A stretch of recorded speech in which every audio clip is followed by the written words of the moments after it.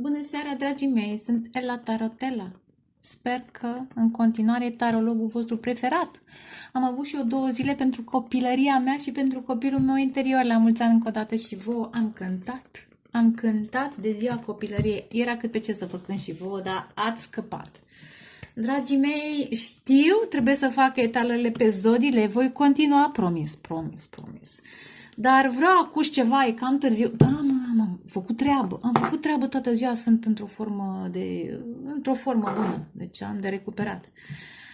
Am făcut treabă toată ziua și zic, hai totuși să fac o etalare, măcar una, să vedem, poate chiar 2, că tot mă culc târziu. Dar acuși una, Fast and Furious, deși nu ar fi bine, nu Fast și nu Furious, nu, calm, încetișor, ca să aibă timp semnele să se arate. Dragii mei, vedeți ce flori? Uitați, bujor, ce frumos pentru voi, mai și miroase. Nu știu, e concurență bujor cu mirul ăsta, iar nebunie, mirul ăsta de nard. E jale, ce trezor, mir, bre.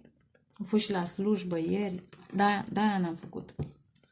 Eu mai mă duc din când în când, că, da, ne ajutăm, știți cum e, marele preot cu marea preoteasă. El zice acolo ce are de zis, eu zic acolo în baticul meu ce am de zis și e de bine, ne ajutăm. Haideți să vedem ce ieșe, ce vrea să vină, ce aveți de aflat, da? Ceva, nu neapărat fast, nu vreau fast, nu, pride, Cineva e foarte mândru de sine, interesant. Dreaming. La ce visează? Emotions. Anxiety.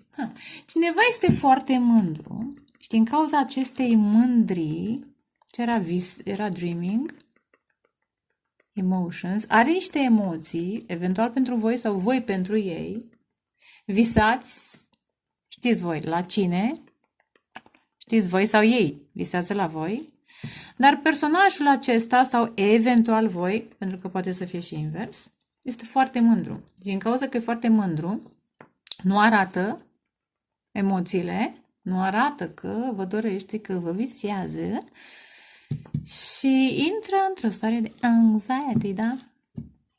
De stres. Se stresează. Ce să-i facem noi? Ce să-i facem? Da? Astea 3 și cu 6, 9. Probabil că se însingurează. Se introspectează cu siguranță. Hai să vedem. Pentru voi. Că sunteți voi aceia sau acelea, că sunteți mai mult doamne și domnișoare și vă salut, doamnelor și domnișoarelor, că sunt ei, vedem. Ia, o dată, de 2 ori și de 3 ori. Curaj. Probabil că vrea. 1, 2, 3, 4, 5. 5 înseamnă schimbare. O pentagramă. 5 înseamnă schimbare. 4 și cu 7 înseamnă 11. Înseamnă 11 ține de justiție. Înseamnă că situația e un pic, cel puțin, o leacă dezechilibrată. Probabil că v-a nedreptățit într-un fel sau altul. Sau e o injustiție în ce sens? În sensul acelei mândrii și acelui stres care se produce fără sens. Sens fără sens, da? Și atunci 11, care vorbește despre balanță, despre justiție, reprezintă dorința acelui personaj sau acestui personaj, depinde care sunteți voi sau ei, dorința lor de a echilibra, dar pentru asta are nevoie de curaj. Pentru că trebuie să schimbe situația, da? Pentru că situația până acum a fost dezechilibrată, chiar v-a nedreptățit. Pentru că dacă cineva visează la voi sau voi la ei, da? Să zicem, voi visați la cineva. Aveți emoții și nu arătați că sunteți mândri. Zic și voi, da? Nedreptățiți personajul. Ba chiar vă nedreptățiți și până la urmă vă nedreptățiți pe voi. Că nu exprimați. Și atunci mândria devine o piatră de moară. Interesant ce aud, ce canalizez. Mândria devine o piatră de moară. E prea grea. Și atârnă prea greu de umerii cuiva. Hai să vedem. Să tai. Ciudat. Știți cum e? Una e să fii mândru de tine și alta e să fii orgolios. E o mare diferență. Și unii oameni nu înțeleg. Portal, ce drăguț! Stați, dragii mei, că vine portalul 6-a. Bine că mi-am adus aminte. Intuiția, ascultați-vă intuiția. Deja, și ieri la slujbă, cred că de nu știu câte ori chakra 6 și 7 s-au activat. Și acum fiori exact în vârful. Mi se face părul măciucă. 16 intuiție. În acest portal 6-6, fiți atenți, o să fac etalare atunci, ați avea niște șocuri, în sensul de semne de la Dumnezeu. Intuiția vă va șoca. Vi se va, așa cum pățesc eu în momentul acesta în care vorbesc cu voi, deci mi s-a făcut părul,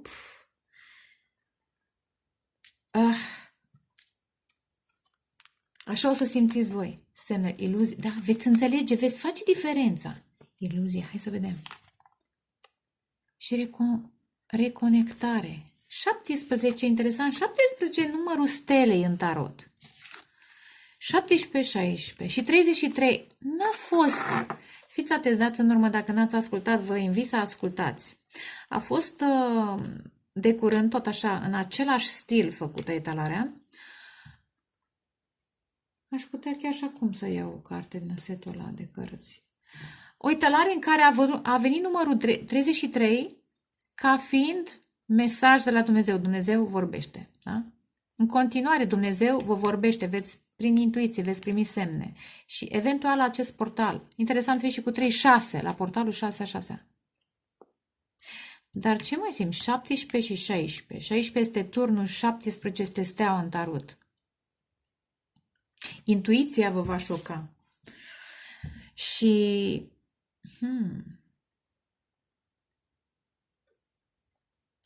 hai să vedem. E o chestiune între iluzie și misiunea voastră. Sau reconexiune. Vedem ce mai apare, că o să clarific imediat. Între vis, că steaua este o lumină de noapte care predispune la visare. Apropo de ce am zis mai devreme, emoții și visare. Acel personaj, dacă nu sunteți voi, acel personaj care visează la voi eventual, cine acolo? Cineva visează la altă persoană, da? Și are profunde emoții. Pe lângă faptul că e mândră și nu vrea să recunoască, stresul, anxiety era acolo. Stresul este că dacă acele emoții întrețin o iluzie. 17. Dar, vedeți voi, acum noi în secolul acesta vorbim despre multirealități, multiuniversuri, de multidimensiuni și atunci ce iluzie în acest plan poate fi realitate într-o altă realitate? Da? Într-un alt plan, mai bine zis, să nu mă repet. Ce iluzie în 3D este realitate în 5D. Ce iluzie în această realitate este manifestare, ca să nu mă repet, într-o altă realitate. Așadar, 17, care ține de vindecare, printre altele, avem de vindecat niște traume care ne blochează, apropo de portal, că portalul face o trecere, ne blochează un drum interesant. Poate ne blochează chiar intuiția, că mândria blochează intuiția, clar. Dar e fain că s-a terminat cu reconexiune. Vă reconectați pe de-o parte la voi, la intuiția voastră, vă reconectați eventual, că 33 este număr divin, prin acest portal, interesant că e triunghiul, da? La Tatăl, Fiul și Duhul Sfânt, la energia divină, cum vreți voi să o considerați, și reconectându-vă cel puțin la aceste două elemente, puteți să faceți trecerea și să scăpați de iluzie și să intrați în manifestare. Și uite, așa să vindecați. Poate că nu e doar o traumă, s-ar putea să fie mai multe. Știți cum e? Oamenii aceia care sunt foarte sceptici, sunt foarte logici, nu? Că noi dăm, eu știu, rațiunii mai mult decât cezarului, știți cum e? Așa sunt unii, nu noi. Noi le folosim și intuiția și rațiunea și emoțiile, pentru că asta înseamnă să fii în echilibru, să le folosești pe toate. Da? Să ai cei 4 ași ca să poți să manifesti. De fapt, 5. Ca să fii cu adevărat magician, trebuie să ai 5 elemente. Da? În fine, complicat. Ia dăm așa o carte pur și simplu de aici. Ia. She's the moon, interesant ce a venit. Ea este luna. Am vorbit de stea, 17, și acum apare luna ca și discuție. Este luna. Ah, extraordinar! Are you crazy? Ia uite unde am deschis. Tot la 33. Că eu așa fac. Tai, iau cartea și ce este... Băi, Dumnezeu vorbește. Femeia de lumină. Lumină, noaptea. Și steaua. Sunt două tipare, da? Femeia lună și femeia stea. Și aici este femeia lună, care este în toți. Chiar și în bărbați, pentru că și în harta astrologică și bărbații au lună și, da? Și femeile. Așa cum și noi avem soare, soarele reprezintă energia masculină, dar totuși înseamnă și spirit, înseamnă mai multe. Și ei au soare și noi avem soare. Și ei au lună și noi avem lună. Așadar, și ei au energie feminină și noi avem energie masculină. 21, care înseamnă lumea în tarot. Înseamnă completare, înseamnă întregire, mai bine zis. Da, luna întreține visarea. Luna poate să întrețină iluziile, dar dacă îți asculți intuiția, pentru că aici este problema. Anumite semne pot să pară iluzii în momentul în care nu-ți asculți intuiția și îți folosești doar rațiunea. În fine, poate fi și invers, dar hai să mai vedem. She's the moon.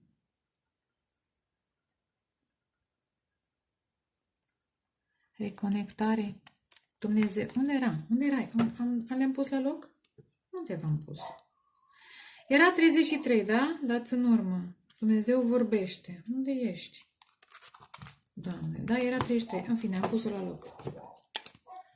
Dumnezeu vorbește. Dumnezeu vorbește prin energia feminină, în mod special pe timp de noapte. Deci ascultați-vă intuiția. Atunci ești mai relaxat, atunci te poți reconecta la tine, la străbunii tăi, la cine mai vrei tu, apropo de visare, la emoțiile respective. Și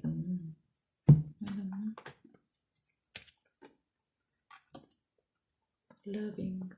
Interesant, am mai luat una 6 și 22. Este luna. Și îmbrățișează luna aici. 21-22 îmi place. O evoluție. În momentul în care îți înțelegi fricile, că luna înseamnă frici, iluzii, traume, că am zis, traumele te întrețin, mai bine zis, iluziile. În momentul în care le înțelegi, începi să te deschizi. Deci, am mai spus eu la portalul 88, am făcut un video anul trecut. Dar am mai spus-o de mai multe ori. Portalurile acestea sunt în noi, de fapt. Da? Și în momentul în care ne deschidem, permitem semnelor să-și facă drum înspre povestea lor. Așa aud.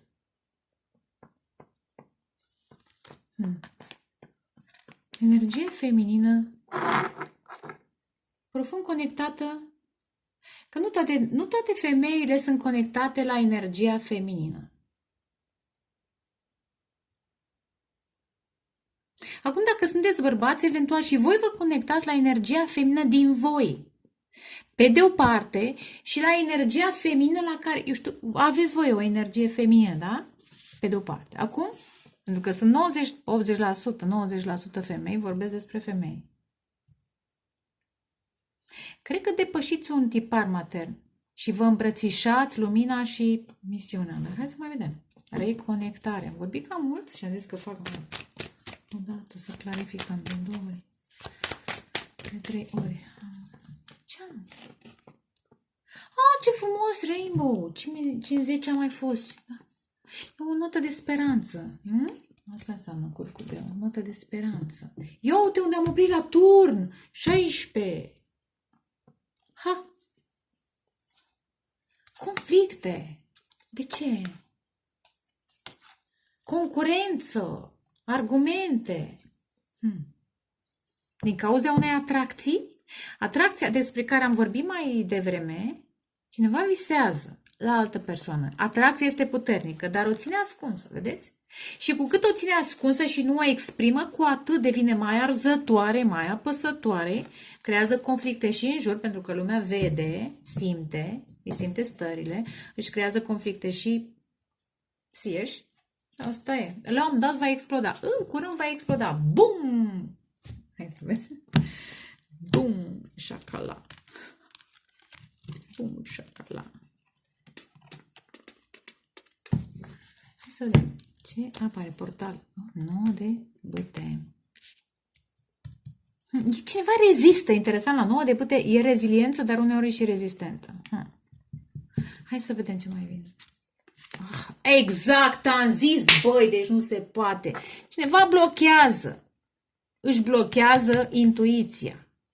De ce? Prea multă rațiune, ce să aleg. De obicei sunt planete în balanță, Marte în balanță, Marte sau Mercur, dar nu obligatoriu, poate să fie în orice altă poziție. Dacă personajul respectiv are această tendință de a fi... De ce aud eu? Ce exprimare? Diabolic de rațional. Asta e pentru că rațiunea poate să devină toxică. Regele de monede, exact, vedeți? E obișnuit cu, băi, material. Dacă nu e palpabil, nu este real. Dar este real într-o primă fază, până devine, sau mai bine zis, el este, nu este real, este impalpabil sau... Care e cuvântul pe care... Dăm și eu un cuvânt. Pare efemer până se realizează. Are you crazy? 17 și 17, vedeți?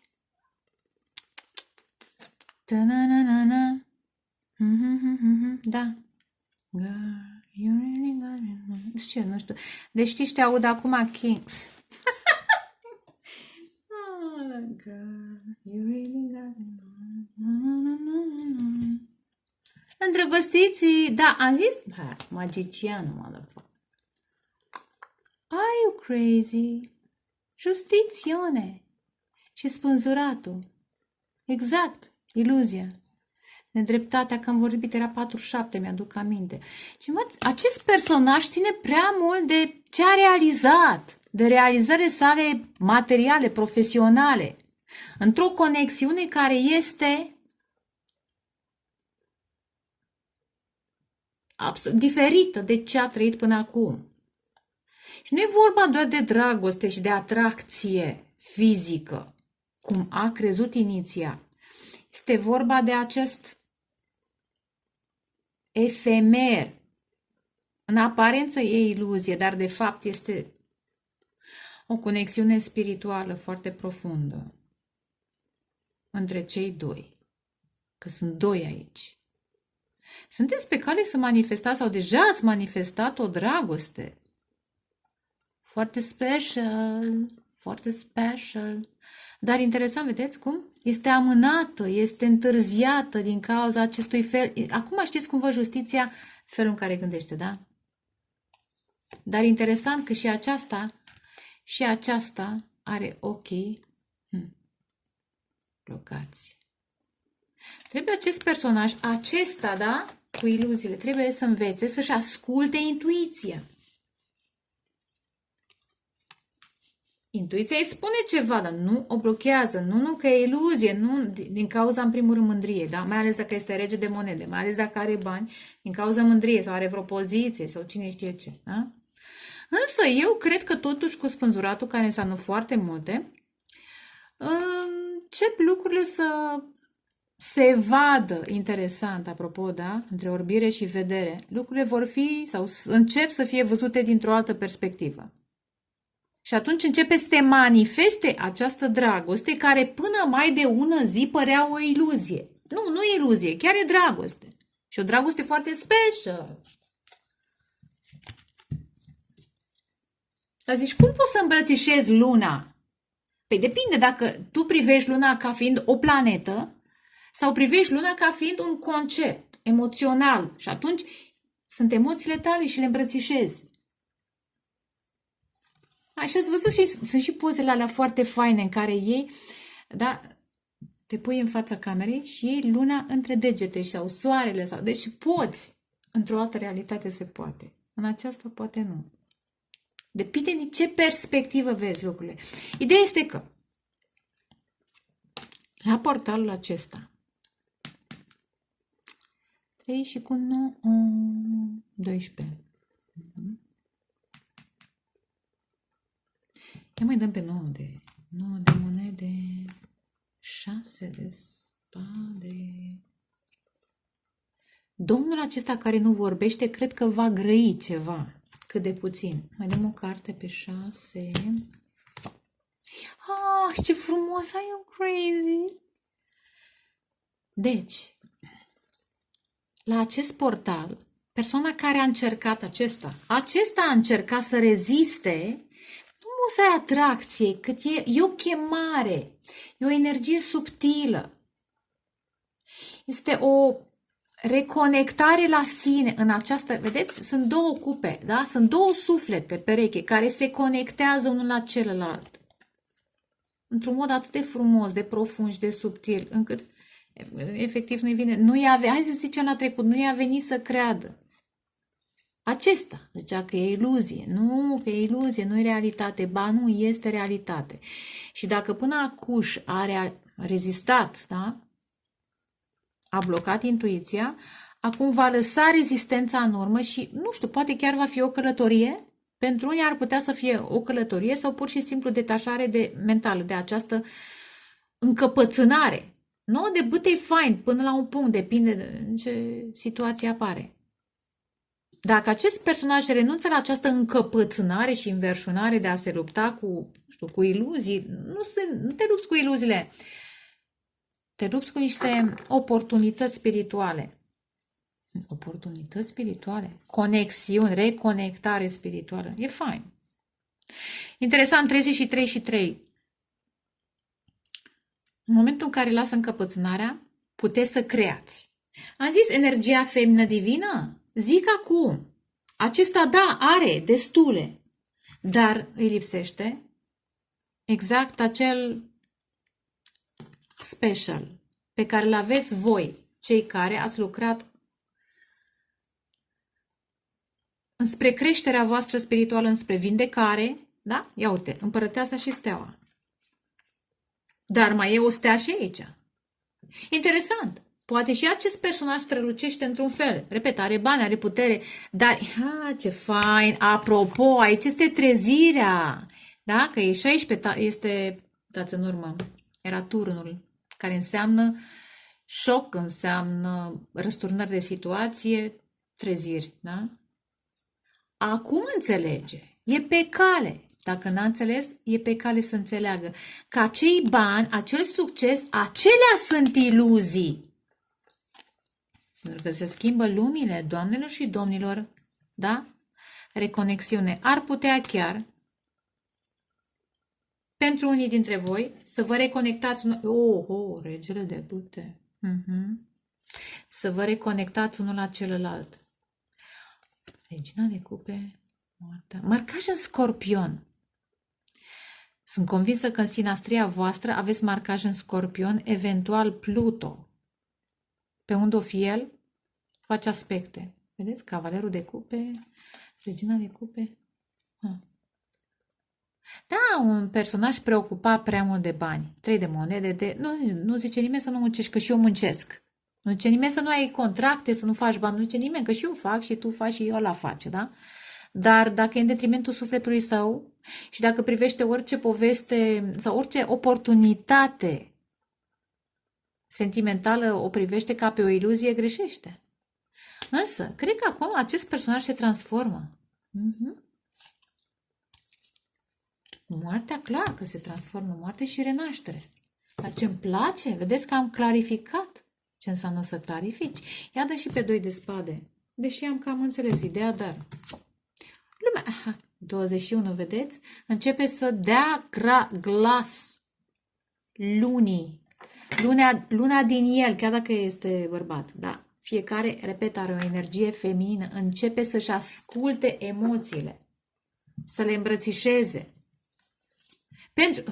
Ia uitați, a mințit, a fugit de intuiția sa. Nu știu, au fost niște jocuri mentale, ceva s-a întâmplat, pentru că e o carte, nu e prea grozavă, da?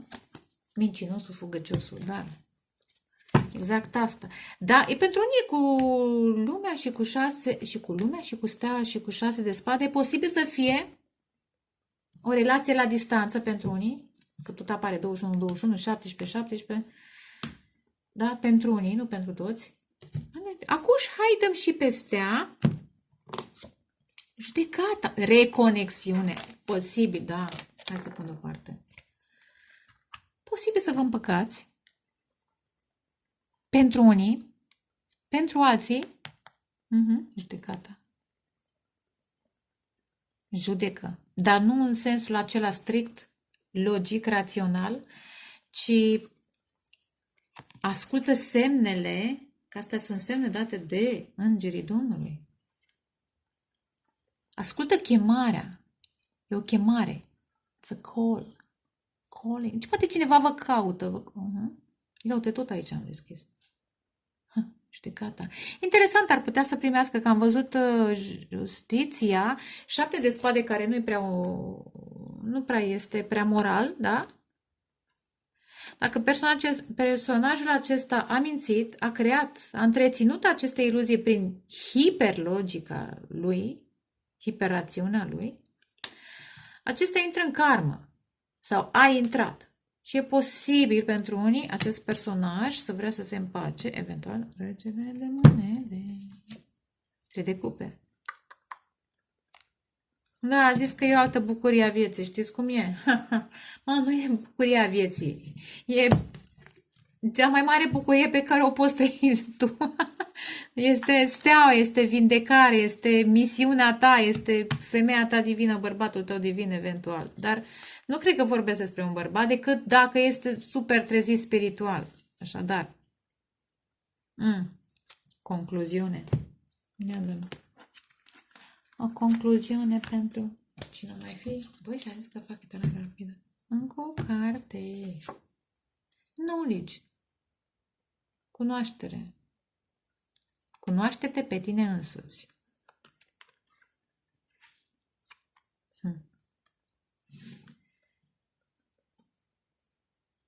Discovery. Descoperă-te. Interesant. Inspiration. Da, această conexiune foarte profundă și foarte special, cum am zis, te ajută să te descoperi, să te cunoști, să te explorezi. Da. Interesant, poate inspirați la schimbare și aduceți bucurie, o bucurie autentică, da? Începe să învățați și unul și celălalt. Da, această conexiune este foarte special. Ia pune la loc. Da, nu e doar așa o bucurie trecătoare, nu e o iluzie, nu este o provocare la cunoaștere. Și iar am în vârful capului. O provocare la introspecție, la trezire. Mai dăm o carte. 3 de spade. De ce consider că această conexiune este o dezamăgire și o iluzie? De ce? Pentru că ai fost traumatizat în copilărie, eu știu, de Unde vine trauma? Alte relații. Asta e adevărul. Am spus adevărul. Când apare asul de spade, înseamnă că am spus adevărul, da? Dar ce e fain este că apare 3 de spade, da? Și aici, da, vedeți? 3, boy, I'm cool, da? 3 și cu 1, 4, uite. 3 și cu 1, 4, care înseamnă vindecare. Învață-te să te vindeci. Dar această conexiune te ajută să te vindeci. La un moment dat te vindeci singur și apoi, dacă universul îți mai dă această șansă, a doua șansă cu judecata și cu steaua, să te reconectezi la sufletul tău perechel, sufletul acesta pereche, sau flacără geamănă ce-o fi, dar n-aș vrea să mai bagi eu cu flacără geamănă și pe asta. Dacă reușești să te reconectezi și să te împaci, vă puteți vindeca împreună și, repet, veți descoperi alte variante ale voastre, mult mai complexe, veți învăța împreună, adică mi se pare foarte provocatoare, foarte fain în momentul în care într-o relație chiar începi să înveți, bine, în toate, dar în aceasta mod special. De ce? Pentru că cel puțin o persoană este trezită spiritual. Și în relațiile karmice te descoperi, dar cu mari dureri, pentru că niciunul nu-i treaz. În momentul în care unul se trezește în relațiile karmice, lasă personajul karmic în urmă și atrage persoane eventual pregătite pentru această nouă versiune. Dar, repet, în această relație, energia feminină divină este, energia feminină este trează spiritual, conectată la divinitatea sa. Sensul bun al cuvântului. Energia masculină poate a fost un triunghi amoros, cred, dar ce-mi place asul de spade. Mai dăm o carte pe 3 de spade. Ai, eu cred, ce frumos, mă, uite, mă, ce frumos sunteți. Păi da, împreună vă vindecați. Cunoașterea unuia, cunoașterea celuilalt și apoi amintirile, interesant cu judec. De ce aud amintiri? Amintiri, eventual dintr-o altă viață. Posibil. Începe să vă aduceți aminte cine sunteți, divinul din voi, stelarul din voi, dacă ați mai trăit în alte vieți, ce ați mai făcut, ce aveți de făcut în această viață, pentru că steaua înseamnă misiune. Interesant, și judecata înseamnă chemare la misiune. Aveți o misiune împreună, nu este orice fel de relație. Și acest personaj, asta trebuie să înțeleagă, nu este orice fel de relație, această iubire. Ia uite, da? Nu e orice fel de relație, repet, it's a deep, are un scop. Are un scop divin. Și asta trebuie să înțeleagă. Vedeți? Cred că aici a fost și o fostă cu diavolul. Ce fior am exact în vârful capului. Capricorn. Ori un copil toxic, ori o fostă relație toxică care își bagă bețe, da? Vă urmărește pe amândoi și creează conflicte, minciuni. Jale. Dar și aceștia își vor lua karma cu siguranță. Da, clar. Sunt 3 și 3, da? 3. Și 10 pentru că e energie feminină, repet, divină. Foarte protejată. Dacă a încercat diavolul sau fosta să se bage, n-au șansă. Și dacă scopul vostru este mai mare decât voi doi, și nu cred că am greșit când am spus că e scopul mai mare decât voi doi sunteți aici, interesant ce văd, aici este scopul, da? Este mai mare, mai sus. Scopul vă va... ce fior am în vârful capului. Scopul, misiunea voastră vă va readuce împreună. Interesant. Nu era plănuit să fac asemenea etalare, dar așa a ieșit.